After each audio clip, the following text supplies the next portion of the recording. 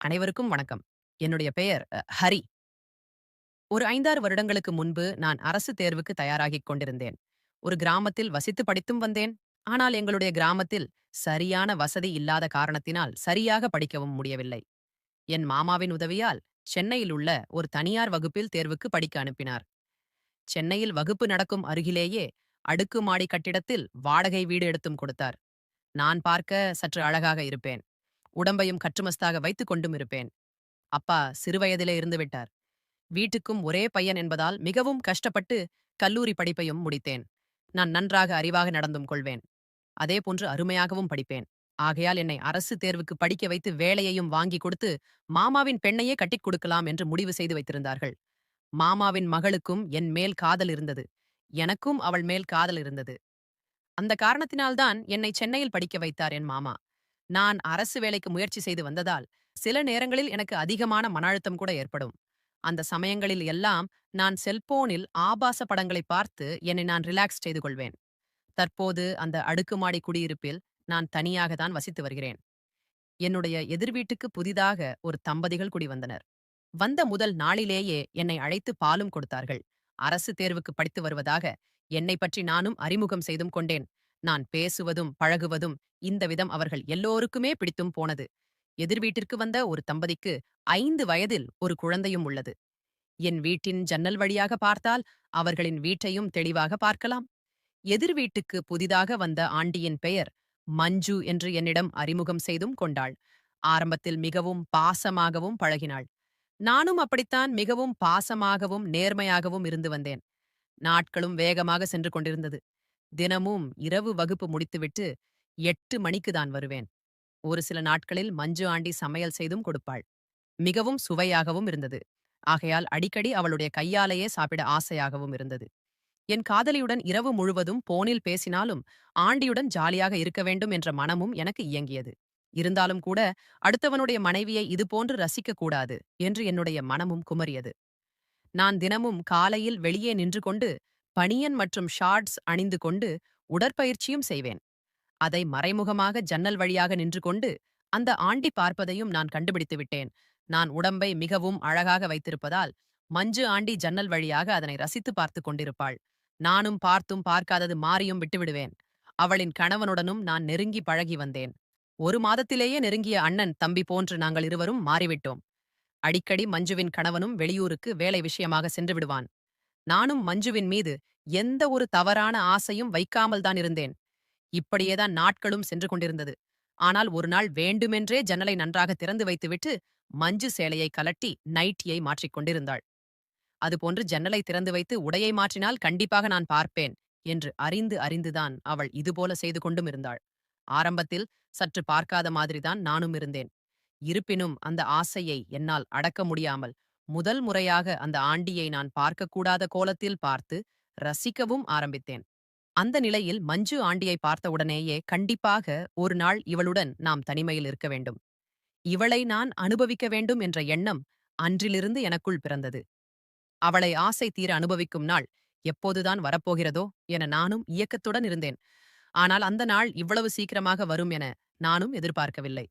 ஒரு நாள் அவருடைய கணவன் என்னிடம் வந்து, "ஒரு வாரம் விஷயமாக நான் வெளியூருக்கு செல்கிறேன். ஏதாவது மஞ்சுவுக்கு உதவி தேவைப்பட்டால் கொஞ்சம் செய்து கொடுங்கள்" என என்னிடம் சொல்லிவிட்டு சென்றார். நானும் கவலைப்படாமல் செல்லுங்கள். உங்கள் மனைவிக்கு மஞ்சு ஆண்டிக்கு என்ன தேவையோ அதையெல்லாம் நான் கண்டிப்பாக செய்து கொடுக்கிறேன் என நானும் சொல்லி அவரை அனுப்பியும் வைத்தேன். ஆகையால் இன்று இரவு சென்று மஞ்சு ஆண்டியை நாம் உஷாம் செய்து அவரோடு தனிமையில் இருக்க வேண்டும் என்று எனக்குள் தோண ஆரம்பித்தது.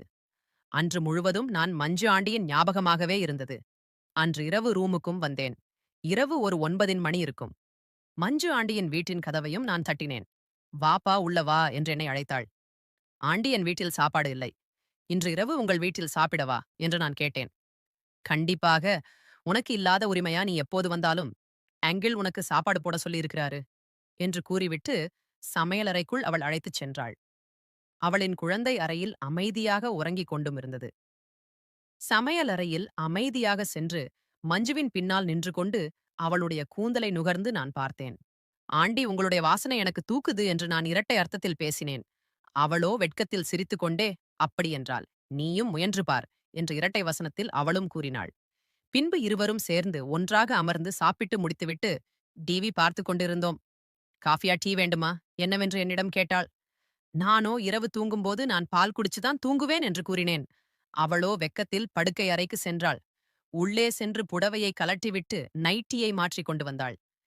அப்படி வந்தவள் என் அருகிலேயே என்னுடன் நெருக்கமாக உட்கார்ந்து உரசும்படி டிவி பார்த்து கொண்டிருந்தாள். அப்போதுதான் அவள் சொன்ன அந்த வார்த்தை எனக்கு என் மண்டைக்குள் ஸ்ட்ரைக் ஆனது. சமையலரில் வைத்து வெக்கத்தில் அவள் சிரித்துக்கொண்டே நீயும் முயன்று பார் என இரட்டை வசனத்தில் பேசியிருந்தாள். அதனால் அவளே முயற்சி செய்து பார் என கூறியது எனக்கு புரிந்தது. அதனால் நான் என் அருகில் நான் இருவரும் டிவி பார்த்துக் கொண்டிருக்கும் போது என்னுடைய கையை எடுத்து அவளுடைய தொடையின் மீது வைத்தேன். அவள் ஒன்றுமே சொல்லவில்லை. அதன் பிறகு கொஞ்சம் கொஞ்சமாக என்னுடைய கையையும் உயர்த்தினேன். அப்போதுதான் மஞ்சு ஆண்டி உனக்கு இவ்வளவு நேரம் எடுத்துக் கொள்வியா? நீ வந்து எவ்வளவு நேரம் ஆச்சு பாத்தியா? நான் அப்போது மஞ்சு ஆண்டி திடீரென என்னை இறுக்கமாக கட்டி அணைத்துக் கொண்டு என் உதட்டில் நச்சன ஒரு முத்தத்தை கொடுத்தாள். அதன் பிறகு நானும் அவளும் மாறி மாறி முத்தமலையை பொழிய ஒரு கட்டத்தில் மஞ்சு ஆண்டியோ இங்கு வேண்டாம், இங்கு வசதியாக இருக்காது, நாம் படுக்கைக்கு செல்வோம் என என்னை அவளுடைய பெட்ரூமுக்கு அழைத்துச் சென்றாள். அன்றிரவு நானும் மஞ்சுவும் பலமுறை உல்லாசமாக அனுபவித்தோம். அந்த நாள் முதல் எனக்கும் மஞ்சுவுக்கும் ஒரு பெரிய நெருக்கமும் ஏற்பட்டது. அவனுடைய கணவனும் அடிக்கடி வெளியூருக்கு செல்வதும் வழக்கம். அதனால் இந்த வாய்ப்பை நாங்கள் இருவரும் எங்களுக்கு சாதகமாக பயன்படுத்திக் கொண்டு நாங்கள் உல்லாசமாக இருக்க ஆரம்பித்தோம். நான் மஞ்சுவாண்டியுடன் கள்ளக்காதலை தொடர்ந்து வந்தாலும் கூட நான் என் படிப்பிலும் கவனத்தை செலுத்திக் கொண்டேதான் இருந்தேன். ஒரு கட்டத்தில நான் நினைத்தது போல எனக்கு அரசாங்க வேலையும் கிடைத்தது. அதன் பிறகு நான் அந்த வீட்டை காலி செய்ய வேண்டிய சூழலும் ஏற்பட்டது. அந்த வீட்டில் இருக்கும் வரை நான் அவருடைய கணவன் எப்போதெல்லாம் வெளியூர் செல்கிறாரோ அப்போதெல்லாம் மஞ்சு ஆண்டியுடன் உல்லாசம் அனுபவித்து வந்தேன். ஆனால் எனக்கு வந்து இந்த வேலை கிடைச்ச பிறகு என்னால் அங்கு தங்கிக் கொள்ள முடியவில்லை. அதே சமயம் என்னுடைய மாமாவும் அவருடைய மகளை திருமணம் செய்து கொள்ள அழுத்தமும் கொடுத்தார். நானும் வேறு வழியில்லாமல் என்னுடைய மாமாவின் மகளையே நானும் திருமணம் செய்து கொண்டேன். அதன் பிறகு நானும் அவளும் தனியாக வசிக்கவும் ஆரம்பித்தோம். நான் அப்போதே அரசாங்க வேலையில் வேலையும் செய்து கொண்டிருந்தேன். அதன் பிறகு கூட நான் மஞ்சு ஆண்டியுடன் தொடர்பை நான் கைவிடவில்லை. அவுடன் என்னுடைய பழக்கத்தை நான் தொடர்ந்துதான் வந்தேன். எனக்கு வாய்ப்பு கிடைக்கும் போதெல்லாம் நானும் மஞ்சுவும் லாட்ஜில் அறையெடுத்து அங்கு உல்லாசமாக இருக்கவும் ஆரம்பித்தோம். இப்படியே எனக்கு என் மாமா, மகளுடைய திருமணமான போதிலும் கூட சுமார் 5-6 ஆண்டுகளாக எங்களுடைய தகாத உறவு தொடர்ந்து கொண்டேதான் இருந்தது. நாங்களும் அடிக்கடி தனிமையில் சந்தித்து உல்லாசம் அனுபவித்துக் கொண்டேதான் இருந்தோம். ஒரு நாள் மஞ்சு எனக்கு அவளுடைய தோழிகளான சுகந்தி மலர் என 2 பெண்களை அறிமுகம் செய்து வைத்தாள். இவர்களதான் என்னுடைய தோழிகள் என்றும் கூறினாள். அது மட்டுமல்ல, நம்முடைய இந்த ரகசிய உறவு என்னுடைய தோழிகளுக்கும் தெரியும். எனக்கு ஒரு அதிர்ச்சியான செய்தியையும் சொன்னாள். அவள் இதை சொன்னதும் சொன்னதைக் கேட்டு நானும் அதிர்ச்சியானேன். ஏன் நம்மளைப் பற்றிய ரகசியத்தை உன் தோழிகளிடம் கூறினாள் என்று நானும் கேட்டேன். அப்போதுதான் மஞ்சு சொன்னால், பயப்படாத என் தோழிகளும் என்னைப் போலதான். அவர்களும் உன்னை பார்த்ததிலிருந்தே உன் மீது அவர்களுக்கு ஆசை ஏற்பட்டுவிட்டது. அவர்கள் இருவருமே உன்னுடன் தனிமையில் இருக்க வேண்டும் என ஆசைப்படுகிறார்கள். என்னை கம்பல் பண்ணி உன்னிடம் பேச சொன்னார்கள். அதனாலதான் நான் உன்னிடம் வந்து கேட்கிறேன். உனக்கு என்னுடைய தோழிகளோடும் உல்லாசமாக இருக்க ஆசையா என என்னிடமும் கேட்டாள். எனக்கோ உள்ளுக்குள் அளவு கடந்த மகிழ்ச்சி. நான் எப்படி அதை வேண்டாம் என்று சொல்வேன். எனக்கும் ஆசைதான். எங்கு எப்போது அவர்களுடன் நான் உல்லாசமாக இருக்க வேண்டும் என நான் கேட்டேன். அப்போதுதான் மஞ்சு, நான் அதற்கான நேரம் வரும்போது சொல்கிறேன். நீ அப்பொழுது அவர்கள் அழைக்கும் இடத்திற்கு சென்று அவர்களோடு நீ உல்லாசமாக இரு என்றும் சொன்னாள். நானும் சரி என சொல்லிவிட்டேன். ஒரு சில நாட்களுக்கு பிறகு மஞ்சு எனக்கு போன் செய்தாள். என்னுடைய தோழி உன்னுடன் உல்லாசமாக இருக்க ஆசைப்படுகிறாள் என்று கூறினாள். அப்போது சரி, எந்த லாட்ஜ் எங்கு வர வேண்டும் என நான் கேட்டேன். அப்போது அவளோ அவள் லாட்ஜுக்கெல்லாம் வரமாட்டாள்.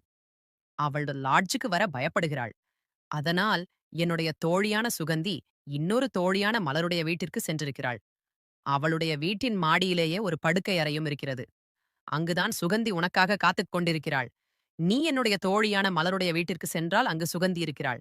அவளோடு நீ உல்லாசம் அனுபவித்து வரலாம். அதன் பிறகு மற்றொரு நாள் சுகந்தி, மற்றொரு நாள் நீ மலருடனும் உல்லாசமாக இருக்கலாம். அந்த வீட்டினுடைய அட்ரஸ் இதுதான் எனக்கு வாட்ஸ்அப். அந்த வீட்டுடைய லொகேஷனை எனக்கு அனுப்பி வைத்தும் இருந்தாள். எனக்கு ஆசையை அடக்க முடியவில்லை. இப்படி ஒரு பெண் என்னுடன் உல்லாசமாக இருக்க வழியே வந்திருக்கிறாளே, அவளை எப்படி விடுவது என்று நானும் உடனடியாக அந்த இடத்திற்கு சென்றேன். அங்கு போனதுமே மலர் கதவை திறந்தார். போட்டோவில் பார்ப்பதை விட மலர் நேரில் ரொம்ப அழகாகவும் இருந்தார். அந்த சமயத்தில் மலரோ, நானும் இன்னைக்கே உங்களுடன் உல்லாசமாக இருக்க வேண்டும் என்ற ஆசை இருந்தது. ஆனால் எனக்கோ இன்றுதான் பீரியட்ஸ் வந்திருக்கிறது. அதனால் உங்களுடன் நான் உல்லாசமாக இருக்க முடியவில்லை. அதனாலதான் இன்று நீங்கள் என்னுடைய தோழியோடு உல்லாசமாக இருங்கள். அதன் பிறகு 2, 3 நாட்களுக்குப் பிறகு நாம் இருவரும் உல்லாசமாக இருக்கலாம் என்றும் எனக்கு கூறினார். இதைக் கேட்டு எனக்கு ரொம்ப சந்தோஷம். அதன் பிறகு அந்த வீட்டில் இருந்த சுகந்தியை அழைத்துக் கொண்டு நான் அவருடைய வீட்டின் மாடியில் இருந்த படுக்கை அறைக்கு சென்றேன். அங்கு நானும் சுகந்தியும் ஆசை தீர பலமுறை உல்லாசமாக இருந்தோம். அதன் பிறகு நானும் என்னுடைய வீட்டிற்கு வந்துவிட்டேன். வந்ததிலிருந்தே எனக்கு மலரின் ஞாபகமாகவே இருந்தது.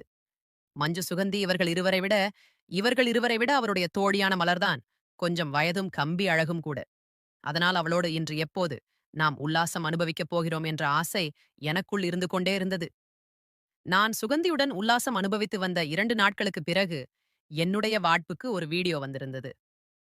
கூடவே சில போட்டோக்களும் வந்திருந்தது. அதுவும் யாருன்னே தெரியாத ஒரு அன்னோன் நம்பரிலிருந்து வந்திருந்தது. நானும் எடுத்து பார்க்கும்போது நான் அதிர்ச்சி அடைந்தேன்.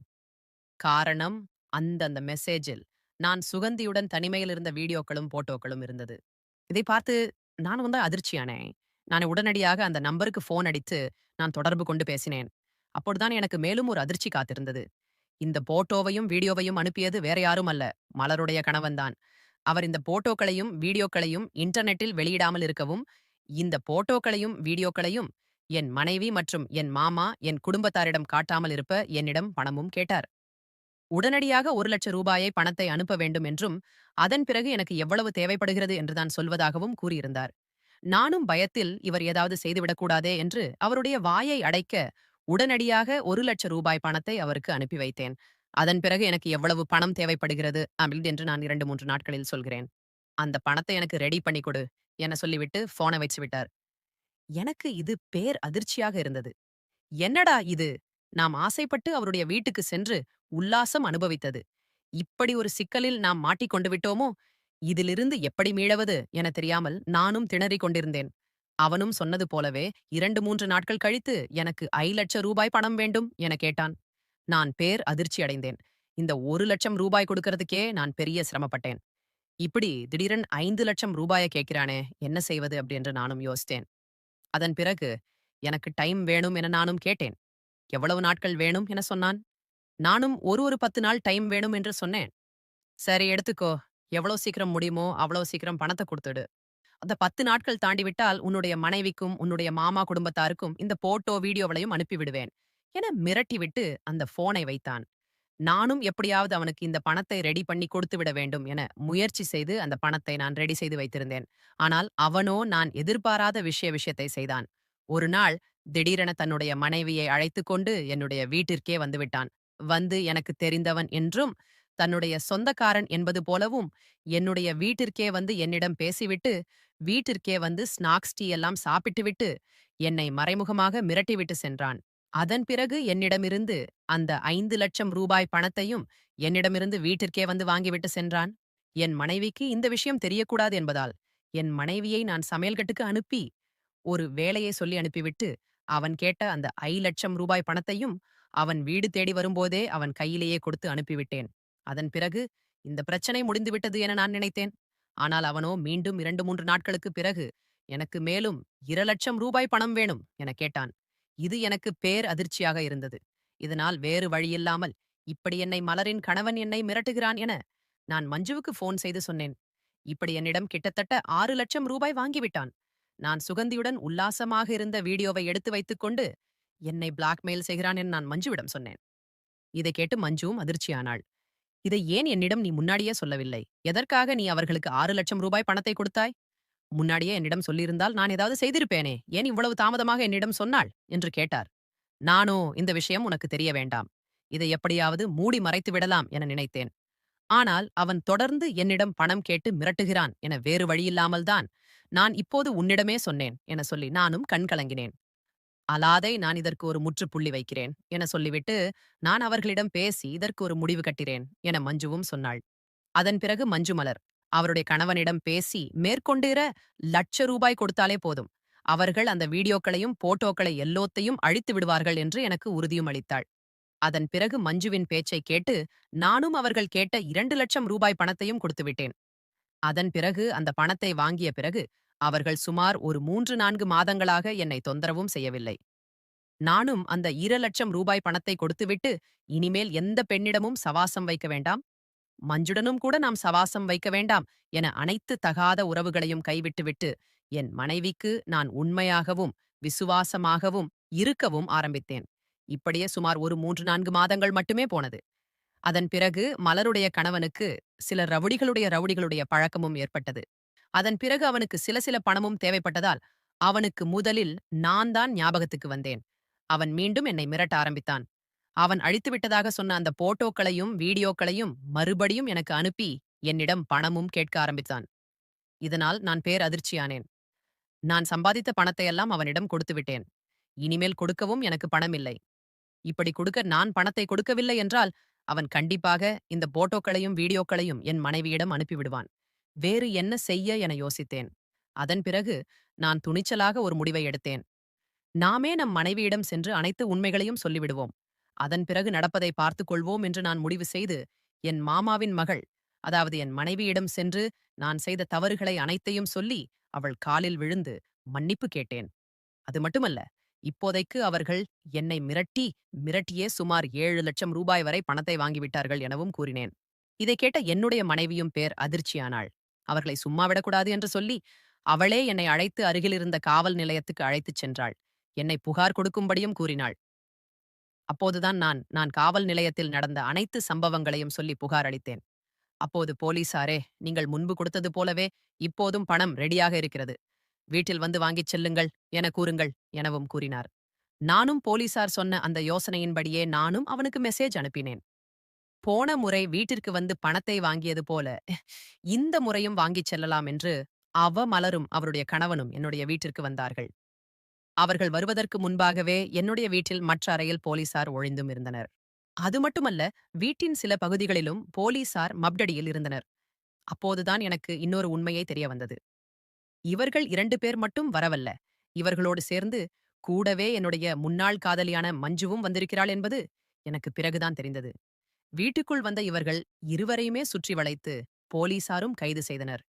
இவர்களோடு வந்த மஞ்சுவையும் போலீசார் கைது செய்தனர்.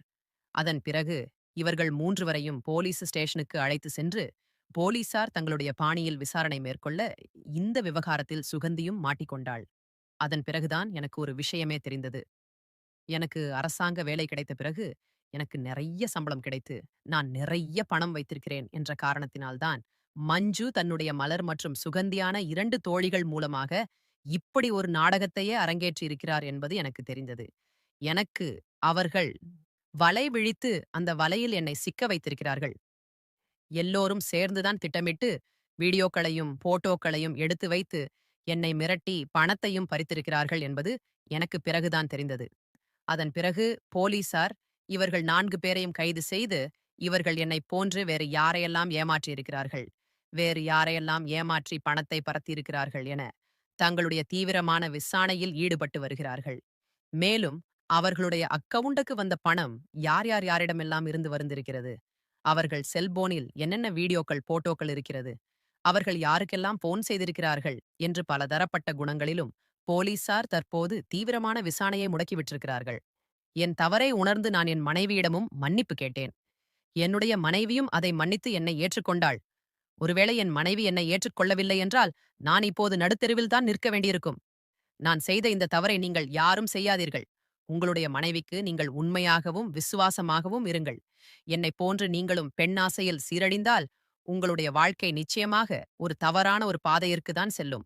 அதனால் கள்ளக்காதல் செய்யாதீர்கள். மனைவிக்கு விசுவாசமாக இருங்கள். நன்றி, வணக்கம் கூறினாள் என்று நானும் கேட்டேன். அப்போதுதான் மஞ்சு சொன்னால், பயப்படாத, என் தோழிகளும் என்னைப் போலதான். அவர்களும் உன்னை பார்த்ததிலிருந்தே உன் மீது அவர்களுக்கு ஆசை ஏற்பட்டுவிட்டது. அவர்கள் இருவருமே உன்னுடன் தனிமையில் இருக்க வேண்டும் என ஆசைப்படுகிறார்கள். என்னை கம்பல் பண்ணி உன்னிடம் பேச சொன்னார்கள். அதனாலதான் நான் உன்னிடம் வந்து கேட்கிறேன். உனக்கு என்னுடைய தோழிகளோடும் உல்லாசமாக இருக்க ஆசையா என என்னிடமும் கேட்டாள். எனக்கோ உள்ளுக்குள் அளவு கடந்த மகிழ்ச்சி. நான் எப்படி அதை வேண்டாம் என்று சொல்வேன்? எனக்கும் ஆசைதான். எங்கு எப்போது அவர்களுடன் நான் உல்லாசமாக இருக்க வேண்டும் என நான் கேட்டேன். அப்போதுதான் மஞ்சு, நான் அதற்கான நேரம் வரும்போது சொல்கிறேன், நீ அப்பொழுது அவர்கள் அழைக்கும் இடத்திற்கு சென்று அவர்களோடு நீ உல்லாசமாக இரு என்றும் சொன்னாள்.